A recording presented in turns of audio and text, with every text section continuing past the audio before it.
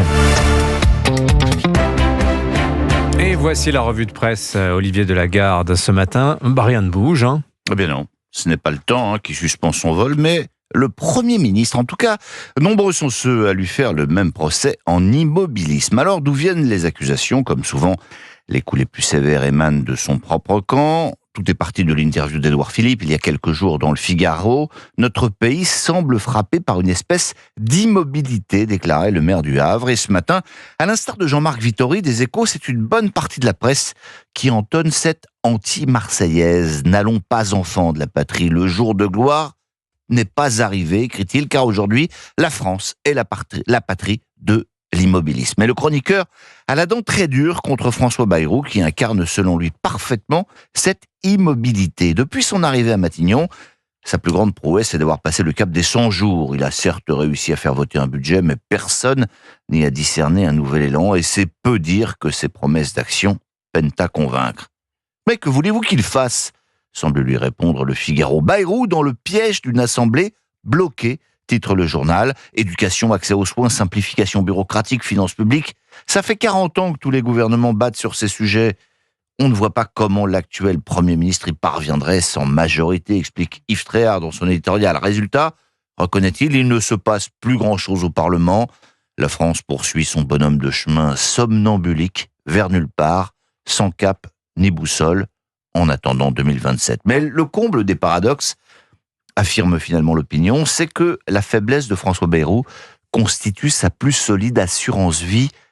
Tant qu'il demeure un Premier ministre fragile et passif, le centriste arrange tout le monde, écrit Dina Cohen. Pour le moment, la période compliquée démarrera fin août, prédit-elle.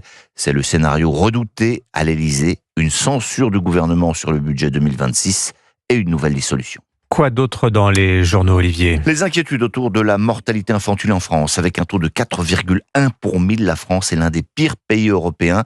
Classé 24e sur 27, nous apprend la Croix.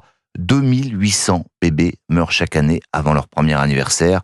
Pour quelles raisons ? Plusieurs hypothèses sont avancées, mais faute d'un registre national des naissances, on ne le sait pas avec certitude, explique Jeanne Fernet. Allez, en très bref, dernier sujet en lien avec le football. Alors, oui, avec le football de demain, vous ne connaissez probablement pas la Kings League, c'est normal, elle arrive tout juste en France.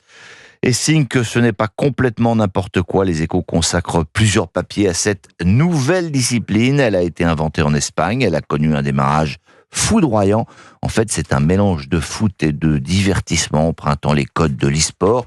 Si on a bien compris, les matchs se déroulent en 2 mi-temps de 20 minutes, 7 contre 7, mais le nombre de joueurs peut varier sur le terrain en fonction de lancer de dés géants depuis les gradins.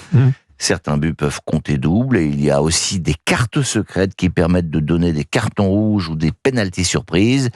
Les puristes crient au sacrilège, les fans réclament le droit de s'amuser et les sponsors accourent, souligne Yann Duvert. Adidas et le Crédit Agricole ont déjà annoncé leur volonté de s'associer.